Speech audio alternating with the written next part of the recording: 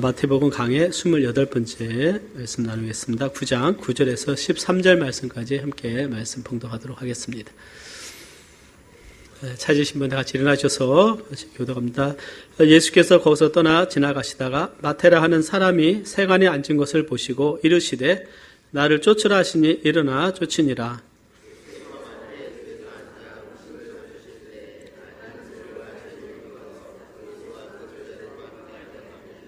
바리새인들이 보고 그 제자들에게 이르되 어찌하여 너희 선생은 세리와 죄인들과 함께 잡수시느냐?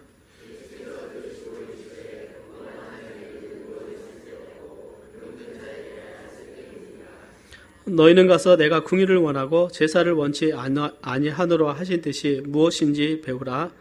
내가 의인을 부르러 온 것이 아니요 죄인을 부르러 왔노라 하시니라. 아멘. 오늘 다 같이 앉혀서 오늘은 궁율의 마음이라는 제목을 가지고 함께 하나님 말씀 나누도록 하겠습니다. 말씀을 위해서 다 같이 우리 고개 숙여서 기도하도록 하겠습니다.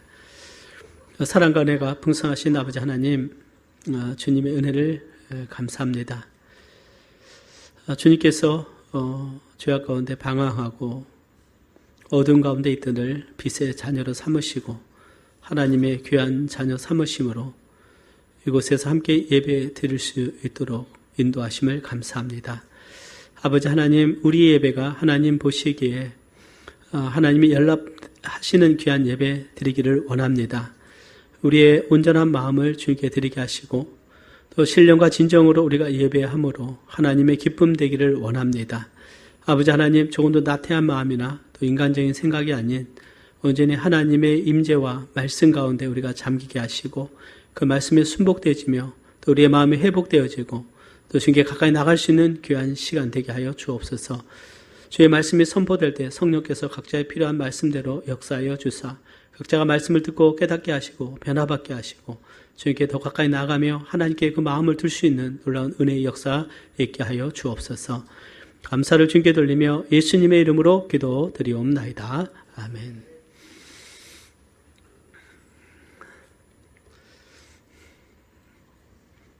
오늘은 마태복음 28번째입니다. 궁율의 마음입니다. 주님께서 오신 그 유대 땅 2000년 전에는 로마가 다스리던 그 시기였습니다.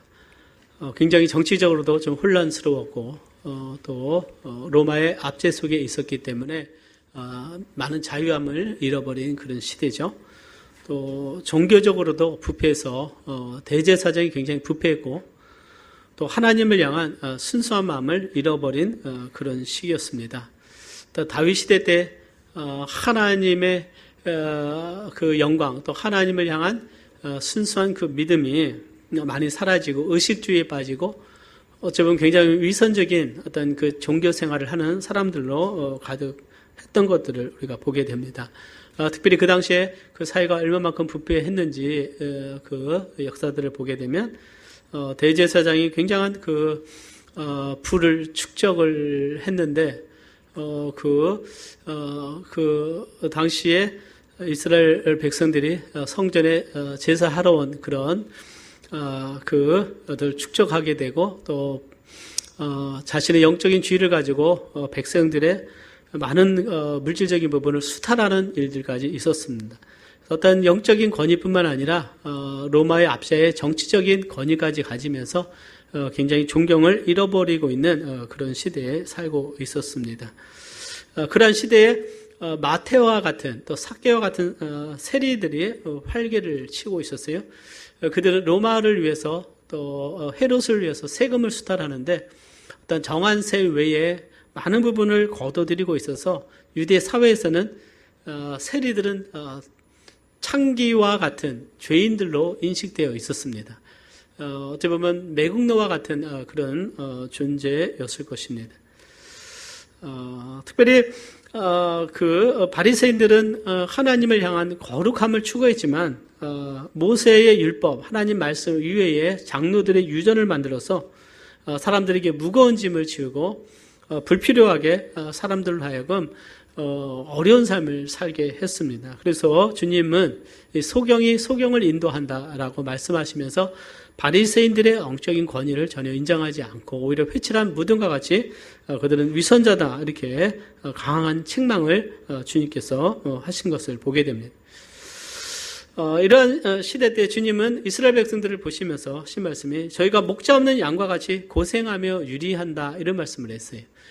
그러니까 많은 그 당시에 대제사장이 있었고 또 대제사장이 있었고 또 레위지파가 있었고요, 율법사가 있었고 바리새인이 있었고 사두개인이 있어서 나름대로 하나님을 향해서는 열심을 낸다고 했지만 주님 오셔서 그 땅을 바라봤을 때 참된 목자가 없었다. 그래서 목자 없는 양과 같이 그들이 고생하며 방황하며 유리한 그런 상황이 있었습니다. 그래서 주님께서는 그 땅을 창조하셨고 또 말씀의 주가 되시고 믿음의 주가 되시셔서 주님께서는 그 당시에 인식되었던 바리새인들의 가르침의 틀을 깨고 하나님 말씀을 정말 올바르게 선포하실 때마다 이 바리새인들과 많은 충돌이 있었던 것들을 보게 됩니다. 유대 백성들에겐 그들에게 사랑이 필요했고 또 그들이 갈 바를 알려줄 진리가 필요했고 또 그들에게는 그들의 죄를 용서할 수 있는 참된 복음이 필요했습니다. 주님께서 그러한 사역을 통해서 다시 한번 주님의 새로운 하나님 나라를 예수님을 통해서 세워 가신 것들을 우리가 보게 됩니다. 오늘날 이 시대를 보게 되면 어찌 보면 예수님 당시와 많이 비슷하지는 않겠지만 많은 경우는 유사한 점이 많이 있는 것들을 보게 됩니다. 오늘날 교회들도 많고 또 기독교 단체들도 많습니다. 또 동시에 어떤 교회가 신뢰를 주지 못하니까 많은 이단들이 지금 득세하면서 사람들을 미혹을 하고 있습니다. 오늘 이 사회를 보게 되면 한때는 우리 기독교인 수가 약 25%, 약 1,000만 명까지 올라갔다고 했지만 그러나 사회를 변화시키지 못하고 오히려 사회로부터 조롱거리가 되면서 기독교 수가 점점 줄어들어가고 있고요. 특별히 젊은 세대들이 오늘 어떤 교육에 빠지고 또 세상의 물질주의에 빠져서 하나님을 떠나는 현상들이 나타나고 있습니다. 앞으로 20, 30년 후에 다음 세대에 어떻게 될지는 오직 하나님이 아실 텐데 우리 다시 하나님 앞에 말씀으로 돌아가는 것이 필요합니다. 오늘 한국 땅에도 보면 10년, 20년 전에는 어떤 나름대로 한국 교계에 어떤 지도자가 있었다고 생각이 되지만 지금은 여러 인터넷 매체가 발달되고 여러 가지 많은 사회의 변화를 통해서 정말 한국 교회를 이끌어가는 지도자가 누구냐 했을 때 그것을 찾기는 어려운 그런 시대가 지금 되어가고 있습니다. 오늘 이 시대일수록 우리는 어떤 한국 교회의 어떤 그런 어두운 점을 보기보다 또 언론에 나오는 어떤 부정적인 것을 보기보다 우리 스스로 하나님 말씀 앞에서 다시 말씀으로 돌아가고 우리 교회가 깨어서 거룩함을 회복할 수 있는 우리가 되기를 바랍니다. 예수님께서 오셔서 하신 일은 사람들을 향한 긍휼의 마음으로 바라보셨어요. 예수님은 사람들의 그 아픔을 주님께서는 치유를 하셨습니다. 그들과 함께 아파하셨고 그들과 함께 우셨고 또 사람들로부터 사회들로부터 소외됐던 문둥병자에게 찾아가시고 눈먼 자를 고치시고 주님께서 과부의 아들을 주님께서 죽은 자를 살려주시고 배고픈 자에게 정말 오병이의 기적을 통해서 먹을 양식을 주시면서 주님은 긍휼의 사역을 하신 것들을 우리는 보게 됩니다. 특별히 그 당시에는 이 귀신 들린 자들이 참 많았던 것 같아요. 귀신 들린 자들이 있을 때마다 주님께서 귀신을 내쫓으면서 그들에게 회복과 자유함을 선포하신 것을 보게 됩니다. 예수님은요, 특별히 가장 중요한 사역으로서 죄인들의 죄를 용서하시면서 영적인 회복을 시켜주시고 하나님과 관계를 회복시켜주시는 그런 사역을 하게 됩니다. 그래서 오늘 마태복음 9장을 통해서 보면 예수님께서 마태를 제자로 부르시면서 일어난 그 모습을 통해서 오늘 우리가 배워야 할 영적인 교훈에 대해서 함께 말씀을 나누고자 합니다. 첫째는요, 오늘 우리는 마태복음을 강의하고 있는데 오늘 마태복음 9장에서 예수님께서 마태를 제자로 부르시는 모습을 보게 됩니다. 예수님은 마태를 제자로 부르셨어요. 9장 9절에 보니까 예수께서 거기서 떠나 지나가시다가 마태라 하는 사람이 세간에 앉은 것을 보시고 이르시되 나를 쫓아라 하시니 일어나 쫓으니라. 이런데 우리가 볼 수 있는 것은요, 예수님이 마태를 부르신 곳은 어디냐? 이 가버나움 지역입니다. 예수님의 사역의 약 70%가 어찌 보면 상당한 예수님의 사역이 갈릴리 지역에서 됐고요. 갈릴리에서도 이 가버나움 지역에서 예수님이 사역을 하신 것들을 보게 됩니다. 한번 가버나움이 어떤 곳이냐 이 지도를 보게 되면 그 이스라엘 지도에서의 그 교통의 요지입니다. 유럽으로도 가는 길이고 다메섹으로 가게 되고 다메섹으로 가게 되면 거기에서는 갈대아 지역, 즉 메소포타미아 지역으로 가는 또 문이 열리게 됩니다. 그러면서 아프리카 쪽으로는 이집트로 가는 길이에요. 그러니까 그 해안도로로 해서 그 무역상이나 또 군대들이 그쪽으로 움직였습니다. 왜냐하면 이 요단강이 있고 또 그 갈릴리가 있고 사해강이 있습니다. 여러분들 지도 잘 보시면 지금 큰 위성 지도라 거기까지는 안 나오는데요. 금의 오른쪽을 보게 되면 요단강 위로는 이 사막입니다. 그러니까 거기는 사람들이 다닐 수가 없는 거리예요. 그러니까 어느 쪽으로 가냐면 이 이스라엘 지역을 통과해서 군대가 동원하고 또 무역상들이 가는 길이었습니다. 거기에 가다 보면 먼 길을 와서 쉴 수 있는 것이 가버나움이었어요.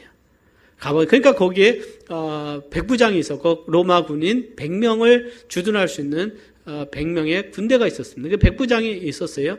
거기를 통해 가지고 이 애굽으로 가게 됩니다. 애굽에서도 전쟁을 할 때는 이 해안도로로 간 것을 보게 됩니다. 그리고 가버나움은 오늘 사진과 같이 이 갈릴리 바다 바로 인접해 있습니다. 우리 목포와처럼 그 고기를 잡는 그 어촌 마을이었습니다. 어촌 마을. 회당이 있었고, 그랬어요. 거기 예수님께서 나사렛을 떠나고 나누셔서 사역을 하시고 집을 마련한 곳이 이 가버나움인데 베드로의 집이 있어요. 안드레와 베드로의 집에서 예수님께서 거주하셨을 것이라고 추정을 하게 됩니다. 자, 여기에서 이곳이 바로 가버나움. 백부장의 지난주에 백부장의 그 종을 주님께서 고쳐 주신 곳이죠. 근데 이제 여기는 아까처럼 이 교통의 요지다 보니까 이 많은 무역상들이 무역을 하기 위해서 지나가고 또 예루살렘 쪽으로도 오기도 하지만 애굽으로 가게 됩니다. 그래서 이 가버나움에 세관을 마련해 놓은 거예요. 세관을 마련하고 지나가는 사람들 세금을 받았습니다. 통행세도 받고 또 그 물품에 대해서 약 한 2, 3% 정도 되나요? 그 물품에 대한 그 통관세를 받았습니다. 그러니까 어찌 보면 이곳에서 굉장히 세금이 수탈되었던 곳이죠. 여기에 누가 있었냐? 이 마태가 있었어요. 그러니까 마태는 세리였습니다. 예수님의 제자가 되기 전에 마태가 했던 일은 로마를 위해서 일하는 세리였고 유대 사회에서는 굉장히 배척받는 도적과 같이 어찌 보면 굉장히 배척받는 인물이었던 것들을 보게 됩니다. 자, 이런 그 상황 속에서 예수님께서 가버나움에서 많은 기적들을 베푸고 사역을 하시다가 거기서 세관을 지나가시다가 마태에게 오셨어요. 주님께서 이런 말씀을 하신 거예요. 마태가 세관에 앉아서 세금을 걷는 것을 보시고 주님이 부르십니다. 나를 따르라. 자, 나를 따르라 했을 때 그 따르라는 의미는 마태로서는 예수님의 제자로 나를 부르신다는 사실을 알았어요. 예수님께서 그 고기 잡는 그 베드로와 안드레를 향해서 나를 따르라. 내가 너희로 사람을 낚는 어부가 되게 하리라. 주님이 말씀하셔서 그들을 제자로 부른 것처럼 세관에서 그 세금을 걷고 있는 세리에게 가셔서 예수님은 나를 따르라. 이렇게 말씀하셨습니다. 자, 이때 그 마태는 자기의 모든 걸 내려놓고 즉시 예수님을 따랐다고 그랬어요. 성경에 보면 나를 쫓으라 하시니 일어나 쫓으니라. 그러니까 예수님, 메시아로서 오신 예수님, 메시아가 아니면 하늘로부터 온 메시아가 아니면 예수님이 하시는 그런 사역을 할 수가 없어요. 어쩌면 마태로서는 굉장히 영광스러운 사역이었을 것입니다. 물론 그가 제자의 길을 갈 때 앞으로 굉장히 환난과 핍박이 있었지만 마태가 그 당시 봤을 때는 앞으로 자기에게 닥칠 주님을 섬기면서 닥칠 그 십자가에 대해서는 인식하지 못하고 그 예수님이 가는 곳곳마다 엄청난 많은 군중들이 모이면서 많은 병자들이 가는 자마다 다 고침을 받고 주님의 큰 일을 할 때 자기를 제자로 부를 때는 굉장히 영광이었을 거예요. 그래서 이 마태는 모든 걸 내려놓고 예수님을 따라가게 됩니다. 사랑하는 여러분, 예수님의 부르심을 받고 주님을 따르는 삶, 굉장히 영광스러운 삶이라고 믿습니다. 그러니까 마태는 그 기회를 놓치지 않은 거예요. 예수님 당시에 제자가 된다는 의미는 오늘과는 굉장히 틀립니다. 사도 바울은 가말리엘의 문화생으로 제자로서 다메섹에서 다소에서 예루살렘으로 가게 됩니다. 자, 그가 가말리엘의 제자가 되기 위해서 한 일이 뭐냐면 집을 떠나서 예루살렘에 가서 예루살렘에서 가말리엘의 그 제자로서 배우는 일을 했어요. 그러면서 그는 바리새인으로 성장하게 됩니다. 자, 예수님의 제자가 된다는 것은 자기의 모든 걸 내놓고 이제 예수님을 따라간다는 의미예요. 한 곳에서 예수님이 가버나움에서만 가르친 것이 아니라 예수님은 갈릴리 지역도 다니시고 또 광야도 가시고 또 예수님이 가는 곳곳마다 제자들은 따라다니면서 그 예수님부터 배우고 또 예수님을 섬기며 함께 동고동락하는 그런 관계가 된 것입니다. 그러니까 그 당시에 제자가 된다는 의미는요, 이제 내 것을 내려놓고 주님을 따른다는 의미였습니다. 다른 의미로 말하면 전적인 헌신이었습니다.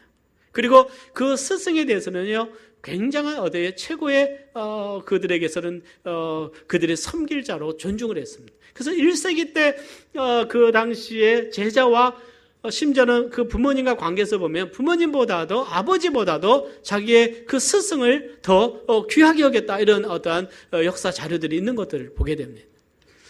이제 그 마태는 주님의 부르심에 순종해서 주님을 따라가게 됩니다.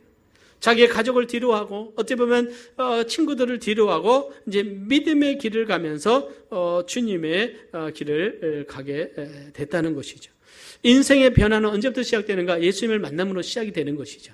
우리의 삶을 살아갈 때 주님이 우리에게 찾아오셔서 우리에게 정말 복음을 통해서 우리를 구원하시고 예수님을 만난 그 순간부터 우리는 우리의 가던 길을 멈추고 이제는 주님을 바라보기 시작하면서 주님을 예배하기 시작하면서 하나님 나라의 그 백성으로서 우리는 살아가고 있는 줄 믿습니다. 일어나 예수님을 따른 것처럼 이제는 이 어두운 세상에서 이 세상에 어쩌면 그들은 바테가 그전에는 이 물질의 가치를 두고 세상의 가치를 두고 어쩌면 사람들의 비난 속에서도 자기가 먹고 살기 위해서 어쩌면 그 길을 계속 갔을 것입니다. 계속 앉아있을수록 세건에 앉아있을수록 그 불은 늘어났지만 마음엔 평안함은 없었죠. 그게 불편했을 것입니다. 어떤 그 사이로부터 굉장히 눈초림과 그 따가운 눈총을 받으면서 가는 길이 쉽지는 않았을 거예요. 그러나 이제 그 무거운 짐을 내려놓은 거예요. 이제 내려놓고 예수님을 따라가는 것입니다. 오늘 주님이 우리에게 오셨을 때 우리가 예수님을 믿고 또 예수님께 하나님의 자녀로서 하나님의 아들로서 독생자 예수 그리스도를 개인의 구주로 묻는다면 우리는 주님이 우리 안에 계셔서 우리의 삶을 새롭게 인도하시는 줄 믿습니다. 그래서 초대교회에 보게 되면 예수를 믿는 그 순간에 그들은 제자가 되었어요. 뭐가 되었다고요? 제자가 되었습니다. 이제 예수님을 따라 삶을 살아가는 것입니다. 예수님이 내 삶을 인도하시는 데 따라가는 거예요. 물론 주님께서 우리를 부르실 때 어떤 경우 풀타임 사역자로 목회자로 선교사로 부르시는 경우도 있지만 그러나 우리의 삶에서 또 우리가 사는 삶에서 교회를 섬기면서 우리 현장에서 우리를 부르기도 합니다. 제자로 우리를 부를 때 사랑하는 여러분, 내가 내려놓고 내가 주님을 따르기 위해서 세상 것을 내려놓고 있는가 한번 우리 자신은 돌아봐야 될 줄 믿습니다. 제자들이 예수님을 따라가는 거예요. 그 먼지 그 길을 때로는 그 춥고 더운 광야길을 가기도 합니다.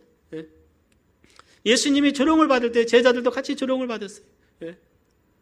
그러나 그들의 한계는 예수님 십자가에 못 박혀 십자가에서 고난당하실 때 제자들은 그 이상은 감당할 수 없었기에 다 도망간 것들을 보게 돼요. 그러나 그들이 이제 성령 충만받고 이제 그 하나님 예수님이 가르쳐 주신 그 참된 의미, 예수님이 진정 그리스도요 하나님의 아들이었다는 사실을 진정 더 깨닫고 난 후에는 그들은 주를 위해서 그들의 목숨까지 내어놓는 것들을 보게 됩니다. 우리의 믿음의 현장에서도 보면 때로는 내가 교회 오는 것 자체도 부담스러울 단계도 있고 때로는 내가 하나님의 물질 드리기가 부담스러운 단계가 있지만 어느 순간에 가면서 주를 예배하는 것이 기쁘고 주님을 섬기는 것이 나에게 영광이요. 또 내가 주를 위해서 섬기고 내 삶을 드리는 것 자체가 가장 최고의 영광이라는 사실을 깨닫을 그 날이 오게 되는 것이죠. 그 분이 나에게 어떤 분이냐에 따른 인식에 따라서 우리는 주님을 향한 우리의 마음과 가치가 달라지게 된다라고 믿습니다. 사랑하는 여러분, 우리가 주를 위해서 부르심을 받았다면 우리가 주님을 따라 제자의 삶을 살아가시기를 바랍니다. 두 번째, 주님께서는요, 율법의 본질이 긍휼임을 가르쳐 주셨습니다. 율법의 본질이 긍휼이다. mercy, 긍휼입니다. 긍휼이. 구약에서 말하는 헤세드, 하나님의 그 무궁한 은혜를 말씀하고 있어요. 예수님께서는 마태는 주님의 부르심을 받고 굉장히 기뻤습니다. 날아갔듯이 기뻤어요. 이제는 세상의 짐을 내려놓고, 어쩌면 자신의 물질을 추구하던 걸 내려놓고 이제는 주님을 따르는 삶을 살기로 결단했습니다. 그의 삶에 이제 변화가 일어난 게 된 것이죠. 그는 즉시 순종했습니다. 그때 그는요, 이제는 친구들을 다 초청합니다. 친구들을 초청해서 자신의 변화를 알려드려요. 그리고 내가 이분의 제자가 되었다. 예수님을 초청해서 예수님의 그 말씀을 그들을 듣도록 하기 위해서 큰 잔치를 벌입니다.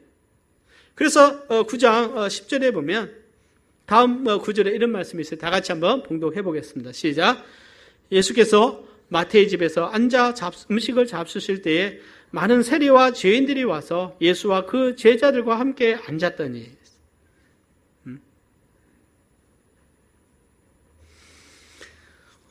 마태는 이제는 그 잔치를 열었습니다. 자신의 변화에 대해서 친구들에게 고백을 합니다. 이제는 나는 더 이상 세리가 아니라 예수님의 제자의 삶을 살아갈 것이다. 나는 예수의 제자가 되기로 했다. 어떤 그런 선포를 하게 됩니다. 그때에 초청되었던 사람들이 누굽니까? 성경에 보니까 세리와 죄인들이라고 했어요. 마태는 세리였기 때문에 자기와 가장 가까웠던 사람이 누구였을까요? 세리였어요. 그 당시에는 세리들이 서로 협동조합처럼 서로 그룹을 이뤘다고 합니다. 그러니까 그들의 모임들이 있었던 거예요. 친목회처럼 있었던 거예요. 같은 어떤 업을 하니까 같이 가까운 사람들이 있었을 것입니다. 그래서 나는 이제 이 일을 내려놓고 예수님을 따르기로 했다. 근데 세리들이 있을 것도 죄인들이 있었다고 그랬어요. 어찌 보면 세리들 자체가 그 사회에서는 도적과 같이 인정받는 사람들이었기 때문에, 어쩌면 그들이 가까이 있던 사람들도 그렇게 어쩌보면 유대인의 눈으로 봤을 때는 그들은 그렇게 순결하지 않은 사람이었다. 정직하지 않은 사람이었다. 그래서 그들은 누군지는 말하지 않지만 죄인들이라고 말하고 있어요.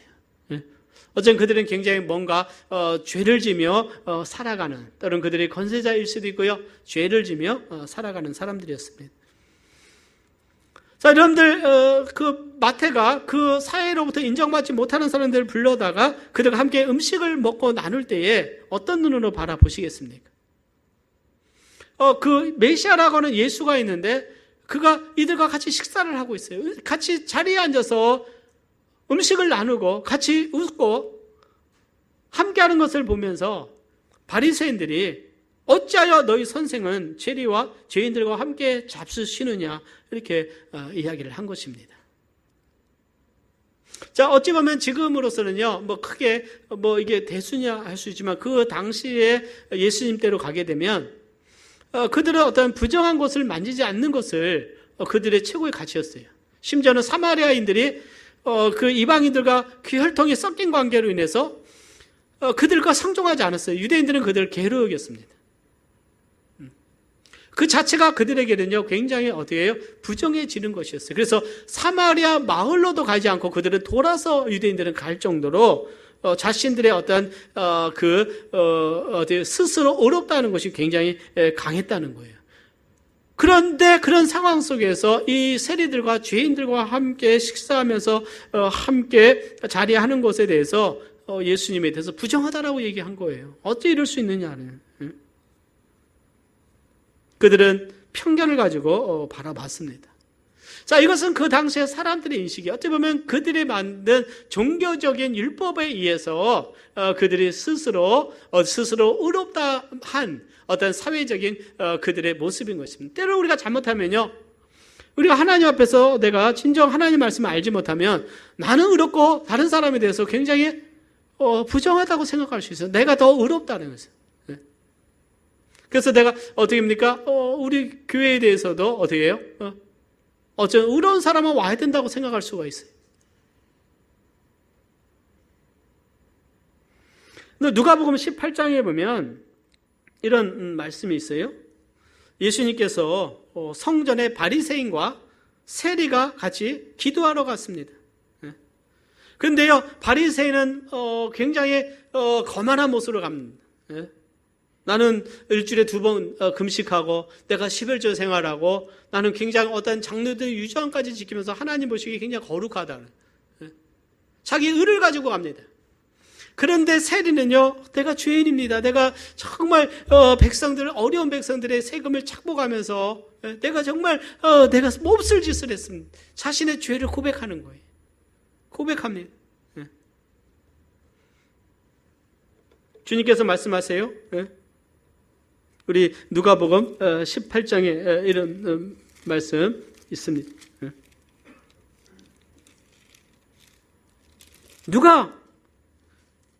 누가 그러면은 의롭게 되었겠습니까? 주님께서 말씀하시기를 내가 너에게 이르노니 이 사람이 저보다 의롭다 하심을 받고 집에 내려갔느니라 그랬어요. 세리는 그 자신의 죄를 회개했습니다. 자신의 죄를 가지고 고백하면서 나왔어요. 그러나 바리새인은 자신의 의를 가지고 나왔습니다. 겸손하고 자신의 죄를 고백하는 이 세리를 우리 주님께서는 의롭다라고 말씀하시고 자신의 죄를 용서받고 갔다, 이렇게 주님께서는 말씀을 한 것들을 보게 됩니다. 사랑하는 여러분, 우리가 하나님 앞에 나올 때 우리는 결코 우리의 의가 없음을 우리는 알아야 될 줄 믿습니다. 우리가 하나님 앞에 우리의 의는 더러운 누더기와 같다고 그랬어요. 어느 누구도 하나님 앞에서 우리의 의로운 것이 없어요. 우리의 자랑할 것은 그럼 무엇이냐? 나의 선행과 나의 의를 자랑하는 것이 아니라 우리의 죄를 씻어주신 예수 그리스도를 우리는 자랑해야 될 줄 믿습니다.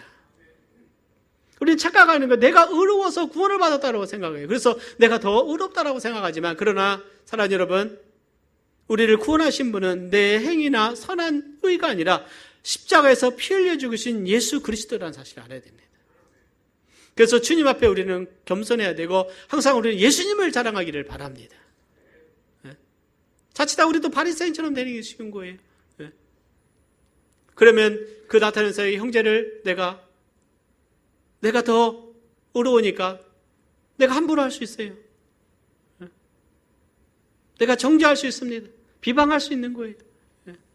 그러나 우리는 주님의 흘리신 보혈을 생각하고 주의 은혜로 구원을 받는 줄 안다면 늘 우리는 겸손함으로 주님을 섬길 줄 믿습니다. 그래서 예수님을 사랑해요. 예수님을 자랑해야 돼요. 자칫하면 우리는 우리의 모습 속에서 예수님이 아닌 나만을 나타날 수 있는 것이죠. 바리새인들은 그것을 이해하지 못해서 자신의 의를 가지고 하나님 앞에 서려고 할 때 그들은요, 하나님 보시기에 회칠한 무덤과 같아요. 우리 사람들이 얼마만큼 이 죄가 많은가, 우리의 마음속에 감춰진 죄가 많은가, 온갖 죄가 마음속에 있는 거예요. 그래서 주님 말씀하시기를 사람이 먹는 거로 더러워지는 것이 아니라 입에서 나오는 것으로 더워진다. 왜요? 마음속에 있는 것이 온갖 그 음란과 간음과 그 악독과 이 모든 것이 마음속에 있기에 입으로 나오는 것이 사람을 더럽게 한다고 말씀하고 있는 거예요. 그래서 우리가 어떤 말을 해야 될지 우리는 스스로 우리 자신들을 돌아봐야 됩니다. 입에 파수꾼을 세우기를 바랍니다. 파수꾼을 세우고요, 우리는 주님 앞에서 우리 자신의 늘 겸손한 모습을 가져야 되는 거예요. 예수님께서 그들과 함께 정말 그들에게 하나님 말씀을 전하고 또 그들과 함께 할 때 바리새인들은 예수님을 정죄하는 거예요. 왜 죄인들과 함께 식사하느냐? 왜 그러느냐? 그들은 사람에 대한 궁일의 마음이 없었어요. 자신들의 의만을 가지고 있습니다. 그러나 주님은 죄는 미워하시되 사람은 사랑하셨어요. 그들을 구원하기를 원하셨습니다. 궁일의 마음을 품으셨다는 사실이. 그러면서 9장 13절에 보면 주님께서 이런 말씀하십니다. 우리 같이 한번 읽어볼까요? 우리 마태복음 9장 13절입니다. 12절 13절 시작. 예수께서 들으시고 이르시되 건강한 자에게는 의원이 쓸데없고 병든 자에게라야 쓸데있느니라. 너희는 가서 내가 궁유를 원하고 제사를 원치 아니하노라 하신 뜻이 무엇인지 배우라. 내가 의인을 부르러 온 것이 아니요 죄인을 부르러 왔노라 하시니라. 예수님께서 이 땅에 오신 것은요, 건강하고 의인들을 위해서 온 것이 아닙니다. 건강한 자는 의인을 의미하고요, 병든 자는 죄인을 의미합니다. 예수님께서 우리 모두가 의인이라고 한다면 이 땅에 오실 필요가 없었어요. 아마 의인이 몇 사람이라도 있어도 우리 주님께서는 이 땅에 오시지 않았을 것입니다. 그러나 어느 누구도 한 사람도, 의인은 한 사람도 없는 거예요. 한 사람도 하나님 앞에서 의로운 자가 없는 것입니다. 주님 앞에 모두가 죄의 모습을 가지고 살아가기 때문인 것이죠. 그래서 모든 사람들에게는 구주해주가 필요한 거예요. 그들은 죄가 씻음을 받아야 됩니다. 죄를 용서받아야 돼요. 그런데요, 정말 거룩하신 주님은 긍휼함으로 우리를 바라보는데, 죄가 많은 사람 바리새인들은 어떻게 해요? 그 편견을 가지고, 외식을 가지고, 위선을 가지고 다른 사람들을 판단하고 있다는 거예요. 자기의 마음속에는 온갖 죄가 가득하지만 그것을 감춰버리고 입술로만이 다른 사람들을 잘못된 모습으로 판단할 때 주님은 그것을 책망하셨어요. 그래서 주님이 이런 말씀하십니다. 너희는 가서 내가 긍휼을 원하고 제사를 원치 아니하노라 하신 뜻이 무엇인지 배우라 그래요. 이것은 호세아 6장 6절의 말씀입니다. 호세아 6장 6절에 보면 나는 인애를 원하고 제사를 원치 아니하며 번제보다 하나님을 아는 것을 원하노라 그랬어요. 사랑하는 여러분, 하나님께 드리는 이 번제의 제물보다 하나님을 알기를 원한다 주님 말씀하셨어요. 왜 그랬을까요? 호세 당시는요, 이스라엘의 그 멸망의 직전이었어요. 그들은 하나님을 떠나 우상을 숭배하고, 그들은 관리들은 백성들을 어디에 억압하고, 그 많은 죄들이 가득한 그런 곳에 살았습니다. 그러면서도 그들은 하나님 앞에 번제와 화목제물과 속죄제를 가져오니까 너는 이것보다도 내가 원하는 것이 하나님을 아는 것이다. 힘써 여호와를 알라 말씀하고 있어요. 사랑하는 여러분, 하나님을 알고 계십니까? 우리가 얼마만큼 하나님을 알고 있어요? 우리가 어떻게 하나님을 알 수 있는가? 우리는 하나님 말씀을 통해서 하나님을 알 수 있습니다. 하나님은 자신을 말씀을 통해서 계시하셨어요. 오늘 우리는 요한복음 3장 16절 말씀, 구원의 하나님, 거기서 머무는 것이 아니라 이제는 하나님을, 공의의 하나님, 그 사랑의 하나님, 긍휼의 하나님, 자비하신 하나님, 그 하나님의 말씀을 통해서 하나님을 깊이 알아갈 수 있기를 바랍니다. 그래서 저는요, 정말 우리 교회가 이제 말씀 안에 무장되기를 원하는 마음으로 제가 3월 달부터 수요일 날 말씀 전하고 주일날 오후에도 이제는 성경 공부를 통해서 정말 말씀을 우리가 알아야 되겠다. 오늘날 교회들이 말씀을 모르니까 신천지로부터 그 성도들이 어떻게 합니까? 미혹당해도 속수무책이고 할 수가 없는 거예요. 우리는 너무나 하나님 말씀에 대해서 너무나 우리가 방관하지 않나 생각이 돼요. 정말 모세의 그 성막에 대해서, 그 5가지 제사에 대해서, 또 나훔 선지자의 그 메시지에 대해서, 학개 선지자가 어떤 말씀을 했는지, 아모스 선지자가 어떤 말씀을 그들에게 주었는지, 또 우리에게 주고 있는지, 우리가 그것을 알아야 하나님 앞에 내가 하나님을 두려워, 저 하나님 말씀 앞에 내 자신을 겸손히 하고 말씀 가운데 순종하며 살아갈 수 있고, 주님 앞에 내가 함부로 행하지 않는다는 거예요. 그래서 주님은 내가 긍휼을 원하고 제사를 원치 않는다. 하나님 말씀하시기를 나는 사랑을 원한다는 거예요. 자비를 원하고 제사를 원치 않는다. 이런 말씀이 무엇인가 배우라 주님이 그들을 책망하신 것들을 보게 됩니다. 우리가 아무리 많은 지식이 있다 할지라도, 아무리 내가 하나님을 사랑한다고 하지만 내 마음속에 긍휼한 마음이 없다면, 자비의 마음이 없다면 우리는 다시 하나님 앞에 내 자신을 내려놓고 우리 주님께로 가야 될 줄 믿습니다. 내 마음을 봐야 돼요. 이 말씀을 준비하면서 이런 제가 한 20년, 23년 전이 되겠습니다. 미국의 신학교에서요 다닐 때 그 신학교 근처에 CBMC가 있어서 기독교 실업인 연합회 그 본부입니다. 미국 본부인데 거기서 아르바이트를 했어요. 청소일을 했습니다. 그래서 학교 공부 끝나면 그분들이 한 5시 정도면 퇴근합니다. 그럼 6시 정도나 가서 다 퇴근하면 한 10시까지 청소를 지하 1층부터 지상 한 3층 정도 됐던 것 같아요. 그 집이 과거에 장의사 집이었습니다. 특히 그래서 약간 섬뜩하긴 했어요. 항상 갈 때마다. 근데 이제 처음에 가게 되었을 때 이제 카페트로 다 돼 있으니까 이 진공청소하는데 그 인수인계를 다 하는 분이 잘못해 준 거예요. 고무바킹을 잘못 삐어서 모르니까 그냥 막 열심히 했더니 나중에 카페트에 그냥 그 다음날 보니까 검은 줄이 다 있더라고. 다 버려버린 거예요, 다. 예? 어떤 분은 좀 연세 드신 분 사무실은 그 카페에다 더 좀 하얀 밝은 계통이었는데 거기 보니까 검은 줄이 쫙쫙 있는 거예요. 야, 분위기가 좀 이상하더라고요, 저거. 예?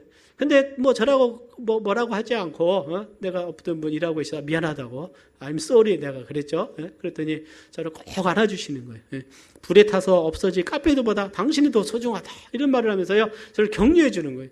제가 그 말을 잊어버릴 수가 없어요. 불에 타서 없어질 카페도보다 당신이 더 소중하다는 거예요. 그래서 저를 격려해 주고 예? 그곳에서는요 저한테 책임 묻지 않고 자기들 돈 들여갖고 싹 다시 청소를 했습니다. 예? 그 긍휼의 마음입니다. 사랑의 마음 아니겠습니까? IMF 있는 줄 알고요. 그분이 문에다가 어느 날은 며칠 후 겁니다. $200를 체크로 써가지고 제 이름으로 딱 했더라고요. 저한테 기부를 해준 거예요. 예? 저 한 번도 그분 잘 모르는 분이잖아요. $200를 다 기부해갖고 예? 저에게 어디 어려울 때 좀 힘이 되라고 예? 오히려 그런 사랑을 저에게 베풀어 주셨습니다. 이것이 바로 저는 자비라고 생각이 돼요. 예? 제가 그 받은 은혜가 많습니다. 예? 은혜가 많은 거예요. 하나님께서 사람들을 통해 주신 은혜가 많으니 정말 제 마음속에 뭐가 있어야 되겠습니까? 은혜가 있어야 될 줄 믿습니다. 은혜가 있어요. 그래 부족하죠. 우리들 마음속에서도 우리가 정죄나 비난이나 비방보다도 우리는 은혜의 마음이 있어야 될 줄 믿습니다. 은혜의 마음으로 품어야 돼요. 용서해야 됩니다. 격려해야 됩니다.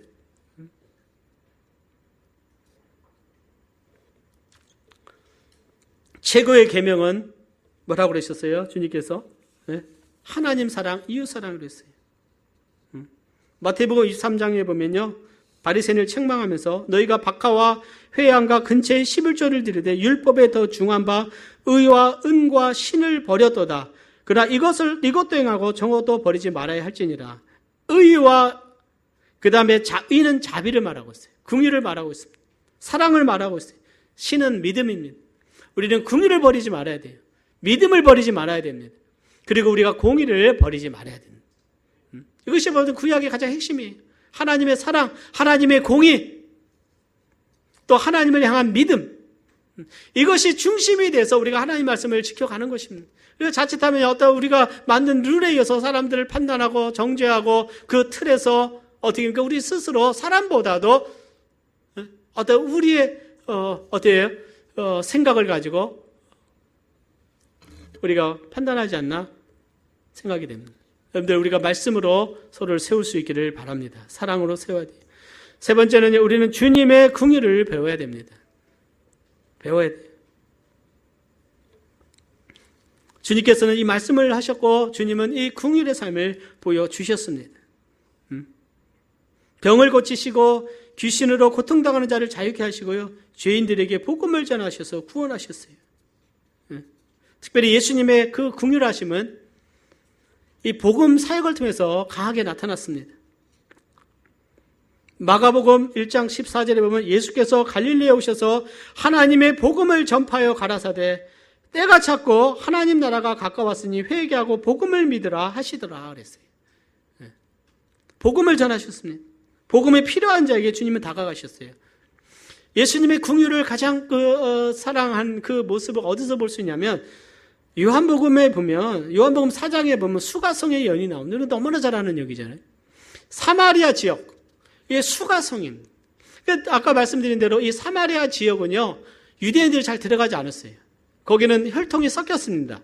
아수르의 멸망한 이후로 역사적으로 보게 되면 그 사람들을 멀리 보내고 또 아수르 사람들을 보내서 그들이 같이 결혼해서 살게 됨을 통해서 100년, 200년 지나면서 그들은 이제는 순수한 혈통을 유대 혈통을 잃어버린 자들입니다. 자, 거기에 보면 이 수가성은 구약으로 하는 세겜성을 말하고 있어요. 세겜성입니다. 근데 이 주님께서 말씀할 때 이 여인이 뭐라고 말합니까? 요한복음 4장 9절에 보면 우리 같이 한번 봉독을 해볼까요? 시작. 사마리아 여자가 가로되 당신은 유대인으로서 어찌하여 사마리아 여자 나에게 물을 달라 하나이까? 하니 이는 유대인이 사마리아인과 상종치 아니함이로라. 여러분들 유대인이 누구와 상종치 아니에요? 사마리아인과 상정치 않은. 예? 근데 어찌하여 사마리아 여자의 나에게 물을 달라 합니까? 의아해하는 거예요. 의아해하는 것입니다. 특별히 이 여인은요, 그 전에 남편이 몇 명이나 있었습니까? 5명이 있었다고 그랬어요. 자, 여러분들 5명이라고 했을 때 보통 생각하기를 이 여인이 5명의 남편을 바꿨다고 생각하지만 결국 그거 아닌 거예요. 그 사회를 보게 되면 굉장히 상처가 입은 겁니다. 남편이 전장에 가서 죽었을 수도 있고요. 질병으로 사고로 먼저 세상을 떠날 수도 있어요. 또는 어떻게입니까? 그 전에 또 여러 가지 상황 속에서 또 이혼을 당할 수 있어요. 그 당시는 어떻게입니까? 여성들의 인권이 굉장히 없는 시대이기 때문에 그냥 어떻게 쫓아내는 경우도 있는 거예요. 그러니까 굉장히 상처와 아픔이 많은 어떻게 그 사마리아 여인이었던 것들을 보게 됩니다. 그 여인을 주님은 찾아가셔서 그 여인에게 소망 되신 예수님을 전해주신 거예요. 내가 바로 메시아다. 나를 믿는 자는 영생하도록 나는 그 샘물을 먹을 것이다. 그러면서 사마리아 여인이 예수님을 만남을 통해서 기뻐하게 되고 변화되게 돼요. 그러면서 그 수가성에 있는 그 많은 사람들에게 가서 내가 메시아를 만났다. 그동안 어떻게 위축돼서 살았을 것이에요. 사람들을 만나기도 좀 어떻게입니까? 꺼려했을 것이에요. 그런데 그 구주 되신 예수님을 만난 이후로 다니면서 사람들에게 와라, 메시아가 있다. 구약에서 언급된 메시아가 드디어 오셨다. 나에 대해서 모든 걸 알고 있는 이분을 봐라. 그러면서 그 사람들을 만나게 하고 그들이 와서 예수님을 믿음을 통해서 많은 영혼들이 구원받는 역사가 일어나게 됩니다.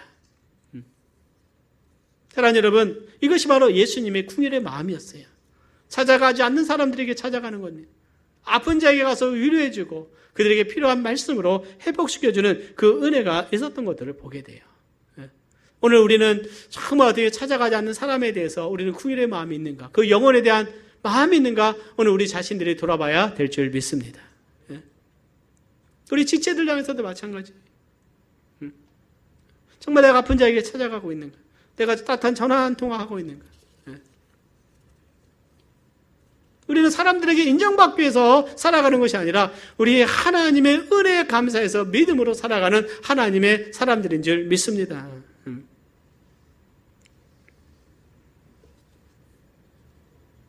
예수님은요, 궁일의 마음으로 유대 사회를 바라보셨어요. 유대인들은 예수님을 핍박하고 죽이고 십자가에 못 박혔지만 예수님은요, 그 예루살렘을 보시면서 우셨어요. 누가복음 19장에 보면 주님께서 예루살렘을 바라보는데 감난산에서 쭉 보니까 예루살렘이 보여요. 예루살렘을 보면서 앞으로 약 40년 후에 이 예루살렘이 로마에 의해서 멸망될 것을 아셨어요. 그래서 이런 말씀했습니다. 날이 이를지라 내 원수들이 토성을 쌓고 너를 둘러 사면으로 가두고 또 너와 그 가운데 있는 내 자식들을 땅에 메어치며 돌 하나도 돌 위에 남기지 아니하리니 이는 권고받는 날을 내가 알지 못함을 인함이니라 하시니라. 그들이 회개치 않음을 통해서 하나님께서 예루살렘을 로마를 통해서 심판하실 것을 아시고 그들의 회개치 않음을 보시고 예수님은 그들을 보면서 우셨습니다. 우셨어요. 예수님은 누구를 사랑했습니까? 영혼들을 사랑하신 거예요. 영혼들을 사랑하셨어요. 때는 우리의 마음속에서도 회개치 않는 이 도시를 바라보면서 정말 눈물을 흘릴 수 있는 그런 안타까운 마음들이 우리 가운데 있기를 바랍니다. 회개치 않는 그런 마음, 아픈 마음을 보면서 우리는 때로는 어떻게 그 궁일의 마음이 있어야 돼요. 궁일의 마음이 있을 때 우리는 믿지 않는 자들에게 다가가서 복음을 전할 수 있으리라고 믿습니다. 궁일의 마음이 있을 때 내 시간을 희생하고 내 물질을 희생하고 내가 때는 내 자존심을 희생하면서 그 거절한 자들에 나가서 예수 믿으라고 말을 할 수가 있는 거예요. 왜요? 그 날이 이를 때, 구원의 문이 닫힌 그 날이 올 때 믿지 않고 구원받지 않은 자들은 영원한 지옥불에서 영원토록 고통당할 것을 우리는 너무나 잘 알고 있어요. 우리는 지옥의 고통을 너무나 잘 알고 있습니다. 늘 지옥에 떨어졌을 때 그 고통이라는 것은 여러분들 이것은 이루 말할 수 없죠. 하나님은 그 말씀대로 비록 더디더라도 하나님의 말씀은 이루어진다고 성경은 말씀하고 있어요. 하나님은 선지자를 통해서 미리 말씀하시고 그것을 성취하시는 분입니다. 예수님이 가장 많이 언급하신 부분이 이 지옥에 대한 부분이에요. 천국보다도 지옥의 멸망에 대해서, 심판에 대해서 예수님은 더 많이 가르치셨습니다. 오늘 우리에게, 우리 교회에 영혼에 대한 이러한 마음이, 긍휼의 마음이 있는가?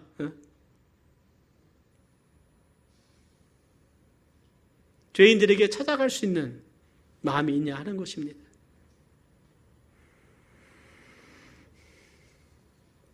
소경 거지가 여리고에서요, 바디메오라고 하는 이 소경이고 거지입니다.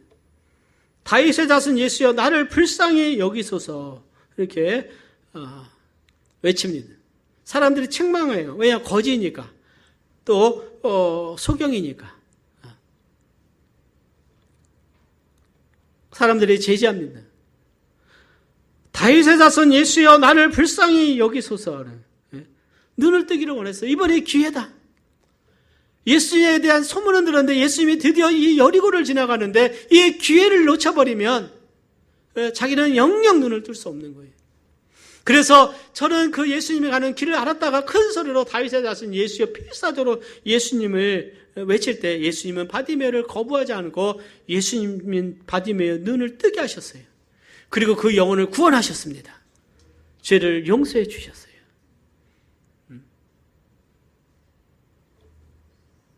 예수님의 긍휼의 마음입니다. 나인성에서는요, 그 과부의 죽은 독자 아들을 살려주셨습니다. 주님은 가시는 곳곳마다 긍휼의 사역을 베푸신 것을 보게 돼요. 오늘 우리의 마음속에 정말 영혼에 대한 자비가 있나? 불쌍히 여기는 마음이 있는가? 서로를 향한 그 은혜의 마음이 있는가? 한번 우리가 돌아보기를 원합니다. 우리는 서로를 긍휼히 여겨야 되는 거예요. 긍휼히.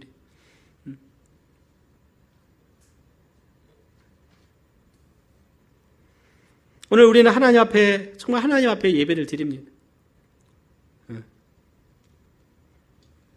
그런데 우리는 다른 사람들 향한 그 자비의 마음, 긍휼의 마음이 있는가? 지체들을 향해서, 때로는 가족을 향해서 긍휼의 마음이 있는가? 한번 우리 자신이 돌아봐야 될 줄 믿습니다. 가정에서 내 가족에 대한 긍휼의 마음으로 사랑으로 대하고 있는가? 내가 교회에서 내가 지체들에 대해서 내가 사랑의 마음으로 감싸고 있는가? 아니면 나는 함부로 대하고 있는가? 누가 고통당하고 있을 때 정말 내가 찾아가서 위로의 따뜻한 말 한마디, 격려의 말 한마디로 내가 위로와 격려를 주고 있는가? 아니면 나는 서로에 대해서 무관심한가? 남은 괜찮으니까. 진짜 그런 마음인가? 한번 우리 자신을 돌아보기를 원합니다. 우리 중에 누군가는 정말 질병으로 고통당하고 있어요. 지금도 어떻게 매일마다 지금 광주로 그 어떻게 생사를 지금 얼마나 알지 못하는 가운데 정말 열심히 정말 안타까운 마음으로 기도하며 가는 우리 성도님도 계시고, 또 내일이면 그 아버님이 암으로 수술하셔야 되는 그 엄중한 상황을 지금 만나기도 하고, 또 재정적인 압박을 통해서 정말 파산 위기에 놓인 가정들도 있을 수도 있습니다. 또 관계 속에서 자꾸 어떤 여러 가지 어려움 속에서 아파하는 분들도 있을 수 있어요. 오늘 우리의 마음속에 예수님의 긍휼이 있기를 바랍니다. 바리새인과 같이 율법적으로 정죄하고 이것이 옳고 이것이 아니고 어떻게 보면 사람들을 배척하는 것이 아니라 예수님의 마음으로 감싸고 격려하면서 진리 가운데 인도하고 복음으로 인도할 수 있는 오늘 우리가 되어야 되는 것입니다. 긍휼은 사랑의 마음입니다. 하나님의 마음이죠. 우리를 위해서 독생자까지 아끼지 아니하신 그 예수님의 마음, 하나님의 마음, 우리를 불쌍히 여기셔서 우리에게 은혜를 베풀어 주신 그 마음이 바로 긍휼의 마음인 것을 우리는 기억해야 될 줄 믿습니다. 우리 함께